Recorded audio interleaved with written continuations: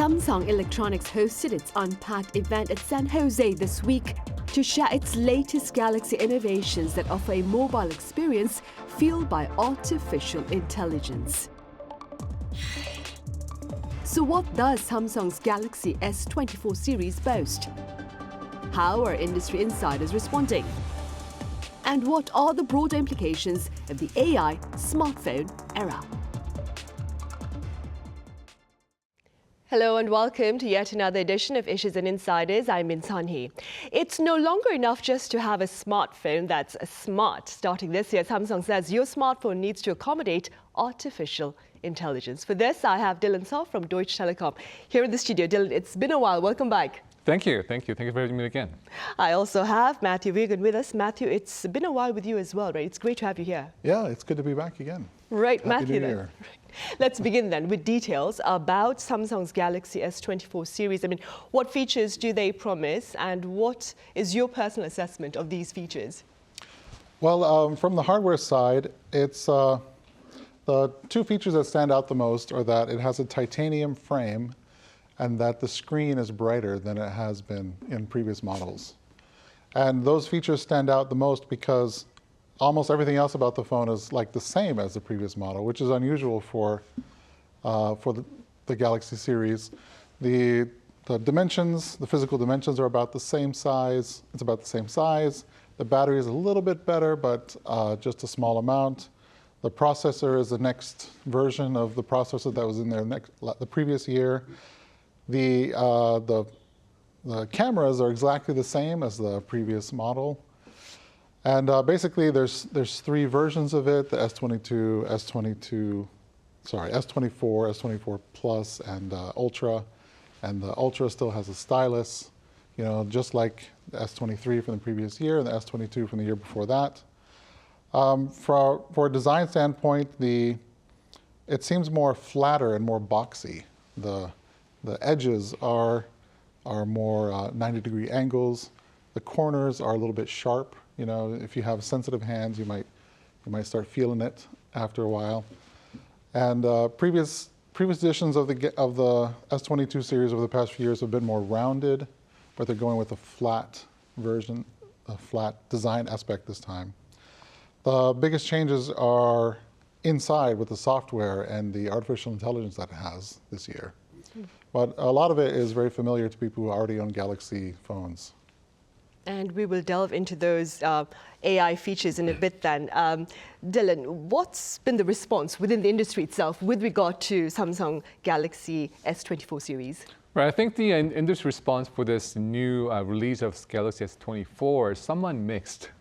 There's people who are speaking very positively about this because now on-device AI, which happens to be the responding time is much quicker than the cloud-based AI, and the fact that the generative AI function that enhances some of the features of the Samsung phones, like for example, Samsung Note is now able to capture your voice record and make it a real note, and then you can command the AI to write a meeting note based on the conversation you had in the meeting automatically.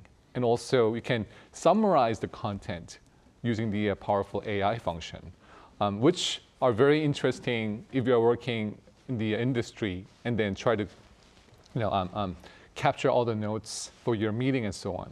But at the same time, those features were not really new. I mean, they were already available in different forms of applications in the past. So people are saying this isn't really nothing new, kind of marketing gimmick, so to say. But before I have a hands on the device, I cannot really say whether I'm positive about this new features or negative about the new features. Right, of course then.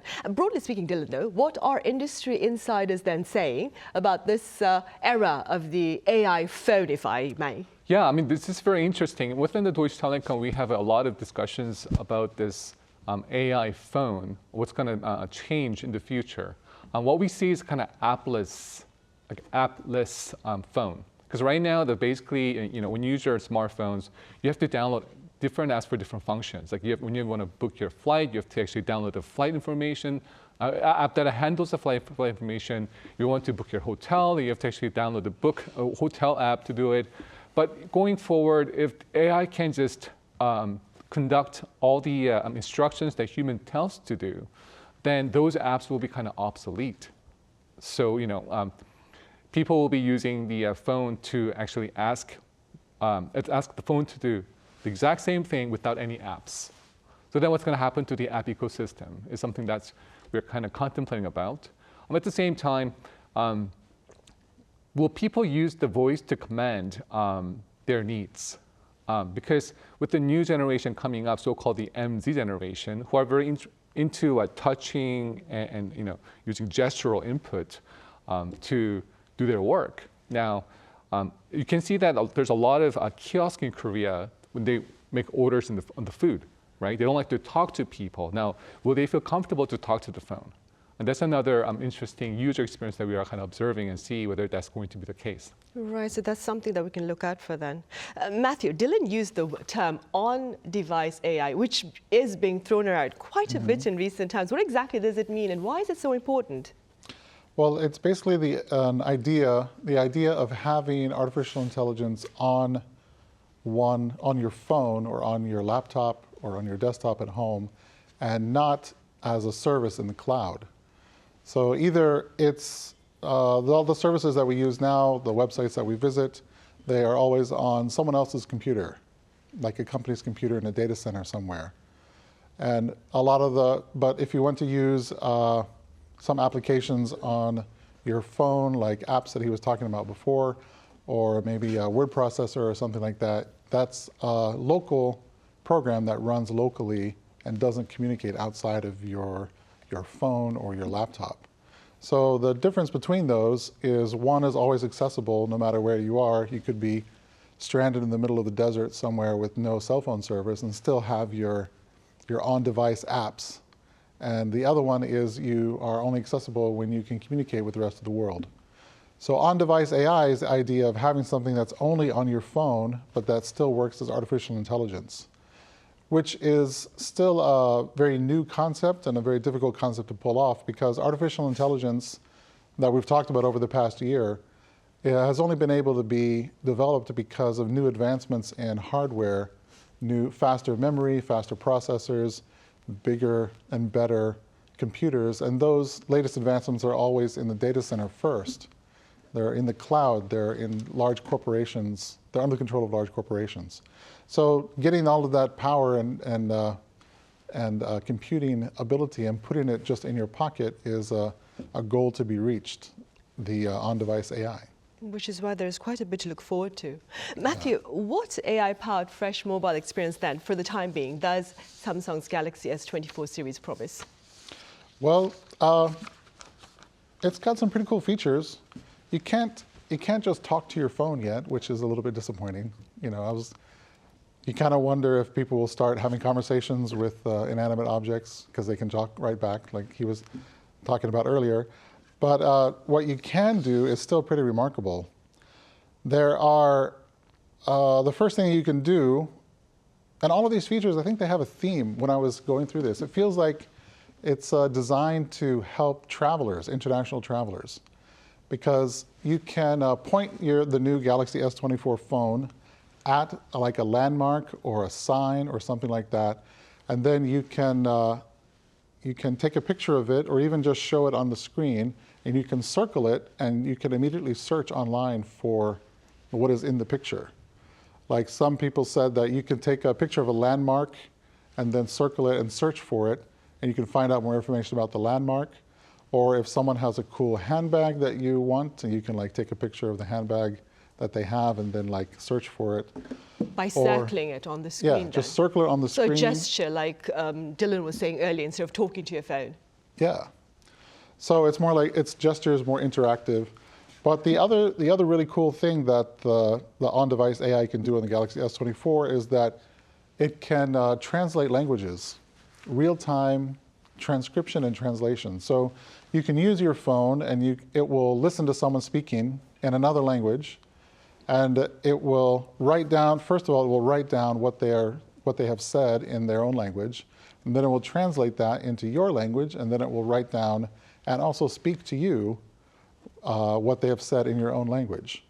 So for an international traveler, this is of course very useful, because if you want to ask where is this or where is that or where's the bathroom, you can now use your phone as an interpreter, a real live interpretation. First you say something, your phone says it in a different language and the other person understands, then they speak back and it's interpreted back to you.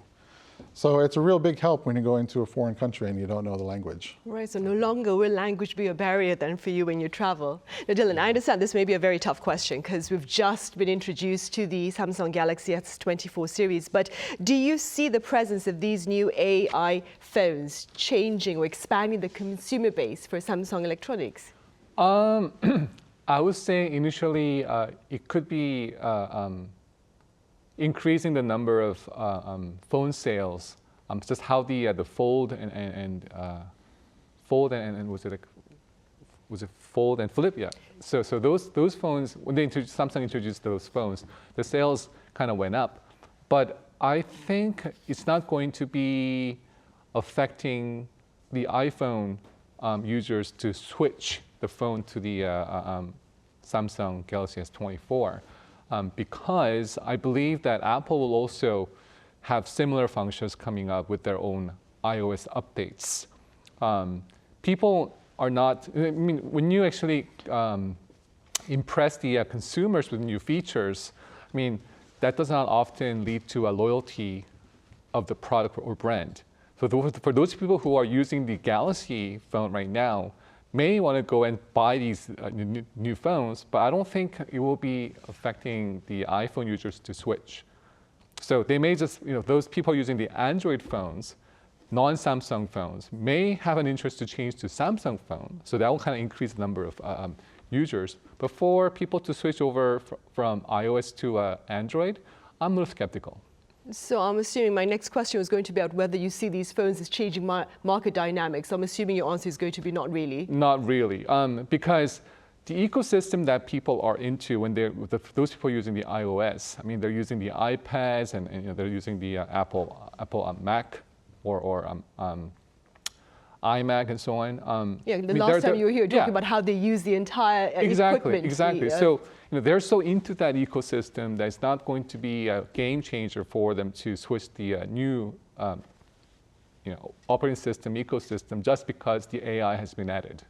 Because you can actually use those apps on iOS as well. You can just download the ChatGPT app and do a similar functions on their phones. Before our talk started, Dillon, you were actually wondering whether these new phones by Samsung, the AI phones by Samsung, would be able to accommodate would have the capacity, that is, to accommodate all the AI functions. Initial, like Matthew has pointed out, the new translation features that has been added or been promoted through the Galaxy Unpacked event was quite impressive. The response time was, it was not simultaneous, but still a lot quicker than your cloud-based AI experience. So, but that is not going to be able to, I mean, the AI is only powerful when you have enough database to use, which means that there's more data that needs to be trained, and data input will be coming from the human interactions. But with the cloud-based AI, which is ChatGPT or so-called the OpenAI, they have a lot more interactions coming in from various devices, including the mobile and PC and the tablet and so on. Whereas the on-device AI has a limitation of training the AI with the human interactions because the market penetration of the Samsung Galaxy S24 will not be as big as the other device installation in the market. Right, I see. And speaking about the market, as Dillon mentioned earlier, that is Matthew, Apple is also venturing into AI efforts, of course. It has been. Could you tell us a bit about that? Well, there's rumors, but it has to be said that this time Samsung beat Apple to the punch. There's just rumors and half talked about piece of information about what Apple's doing. What AI can do has been pretty clear for the past year. Everyone's been talking about its capabilities and its pluses and minuses, and lots of people have been experimenting with all of the image generation that AI can do and image editing, and it can listen to your words and write them down now. And now we all know that AI can do these things. So of course, there are a lot of companies that are working on doing all of this stuff because it's kind of like the next revolution in AI computing. I haven't seen the tech industry be so excited about something since the internet started. You know, they're driving innovation. There's doing a lot of research and development. Google, Microsoft, all the big companies are in on trying to get into leveraging AI. And of course, Apple is doing that too.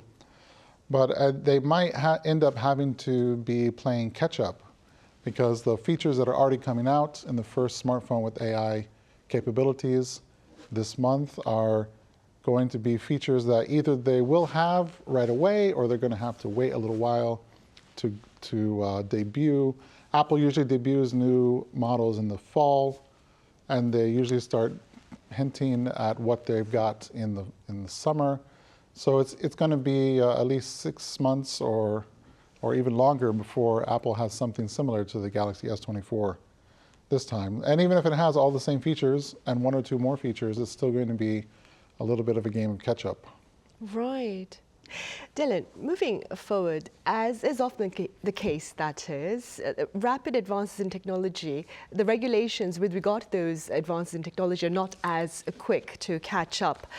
How prepared would you say is the industry as we speak for to deal with the potential risks of an era of the iPhone, AI phone, that is? Yeah, that's a really good question because often, as an industry participant, it is very difficult to predict what the effect of these AI phones is going to have in terms of the data privacy and also criminal acts.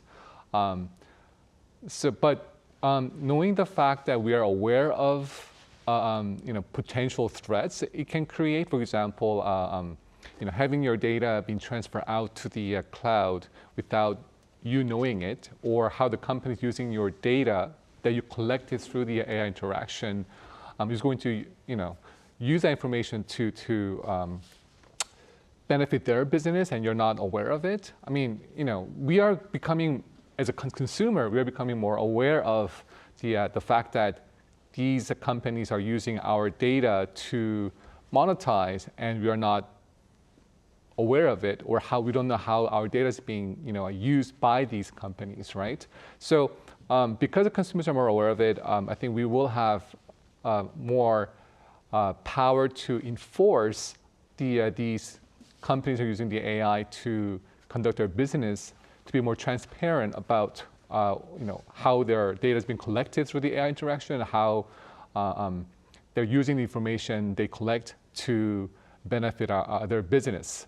For example, just one example, in Germany, when we launched our Magenta speaker, even though the functions were limited compared to Amazon because we don't have the ecosystem such as music or e-commerce platform behind it, people trusted Deutsche Telekom's Magenta speakers more because they believe that they can protect data better than the American company. Now, Europe is enforcing the act that they need to have the data center in Europe to do their business, to make sure that the data is not being transferred to the United States. So all these kind of interesting activities eventually will help us to counteract against some of the potential threats. But to be honest, I think we will be slower than the changes that's going to be happening with the AI phone. Right, as is the case with technology all the time. Exactly. The advances will surpass the regulations present to deal with the potential risks. Meanwhile, Matthew, then, what are the current statistics telling us about the potential size of the AI smartphone industry, regardless of these concerns? Well, the predictions are very optimistic. There's a market size predicted to increase by 7 to 10 times over the next 10 years. And a lot of these developments, as I mentioned earlier, are made possible now because of advancements in hardware that have recently happened. So I know that memory semiconductor manufacturers and processor semiconductor manufacturers like NVIDIA, SK Hynix, Samsung, AMD, all of their stock prices are going up and all of their value is increasing because they are involved in this new, you could be said it's a new IT revolution. So lots of very powerful and very influential companies are all coming together to push this new market, and the market size is definitely going to increase. Whether the end result will be a bunch of companies that are basically artificial intelligence and they've become an artificial intelligence, or whether it's going to be on-device AI, something's going to grow a lot bigger and everything's going to be much more powerful in the future. I suppose time will tell then. All right, Matthew, as always, thank you very much for your time and your thoughts today. And Dillon, it's been a pleasure having you back. Thank you for having me again. Right, well, that ends this week's editions of Issues and Insiders. We return same time next Monday, so do join us then. And in the meantime, have a great weekend.